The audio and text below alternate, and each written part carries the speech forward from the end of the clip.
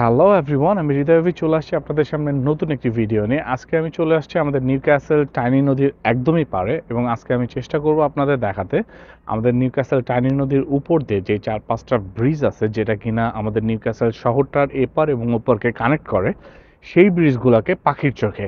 এবং বলে রাখা বাধ্যতামূলক যে এই প্রত্যেকটা ব্রিজই অনেক অনেক বেশি পুরাতন এবং অনেক বেশি হিস্টোরিক্যাল। সো চলেন দেখা যাক কেমন লাগে দেখতে পাখির চোখে এই ব্রিজগুলো।